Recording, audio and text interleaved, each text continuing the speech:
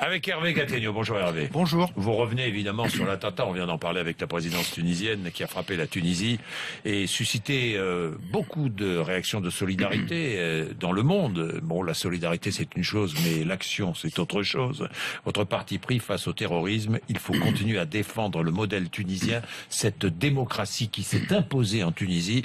Que voulez-vous dire exactement? Il faut résister à la tentation simplificatrice qui va forcément surgir, on le sait bien, après ce genre d'événement. Ce qui s'est passé en Tunisie, c'est une attaque contre ce qui est à ce jour la seule vraie réussite du printemps arabe de 2011. La Tunisie, depuis cette révolution, elle a connu 2 élections libres où les islamistes ont d'abord gagné puis perdu, il faut le rappeler. Il y a un président modéré au pouvoir, la mixité est inscrite dans la Constitution.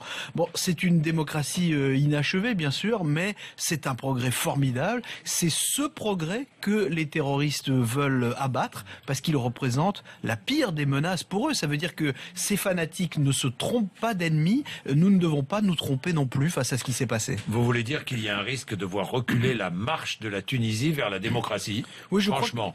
Je crois que les Tunisiens ne vont pas le laisser faire. Il ne faut pas oublier que ce sont eux qui ont renversé Ben Ali, à l'époque où Ben Ali était soutenu par tous les Occidentaux, y compris la France. Alors, à ceux qui ont des doutes sur la capacité de la Tunisie à se démocratiser, les fanatiques d'hier, ils apportent une démonstration par l'absurde et, si j'ose dire, une démonstration par l'abject. Avec le massacre d'hier, ils ont voulu frapper à la fois l'État tunisien qui est en pleine reconstruction, ils ont frappé l'économie tunisienne qui repose, on le sait bien, énormément sur le tourisme et qui donc va encore souffrir, et puis ils ont frappé aussi la culture tunisienne parce qu'ils ont attaqué un musée et des touristes, exactement comme ces fous furieux qui détruisent des statues en Irak ou au Pakistan.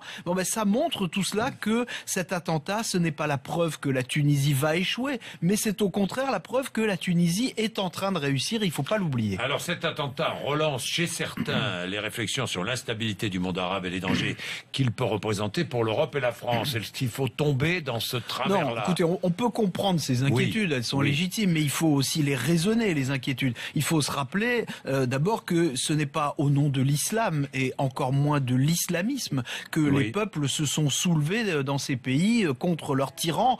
Je parle évidemment de la Tunisie, de la Libye, de l'Égypte ou même de la Syrie. Il faut se rappeler aussi que dans tous ces pays, les premières victimes du terrorisme de Daesh et d'Al-Qaïda notamment, ce sont toujours les musulmans qui y vivent. C'est parmi les musulmans dans ces pays qu'il y a le plus grand nombre de morts et de loin. Et puis en Occident aussi, d'une certaine façon, les musulmans sont victimes de ces actes de terrorisme parce que dans nos pays où ils sont nombreux, on a toujours tendance à leur reprocher ces barbaries alors qu'ils y sont alors qu'ils y sont totalement étrangers. Donc nous sommes plus, il faut bien le dire, face à une guerre de civilisation que face à une guerre de religion. L'attentat a été commis alors que le Parlement débattait d'une nouvelle loi antiterroriste.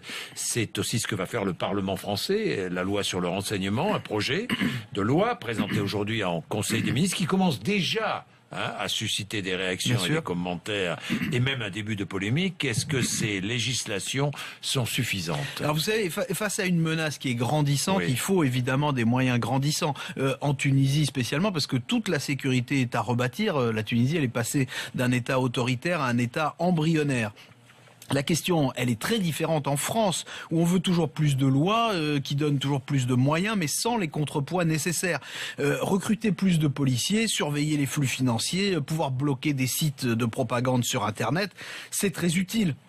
Pouvoir surveiller de plus en plus de citoyens sans le contrôle d'un juge, ça c'est dangereux. Encore une fois, ce qui est attaqué, c'est la démocratie, et la démocratie, elle ne choisit pas entre la sécurité et la liberté. C'est dans les moments les plus critiques qu'il faut se rappeler que contre le terrorisme, on n'en fait jamais assez, mais on peut parfois en faire trop.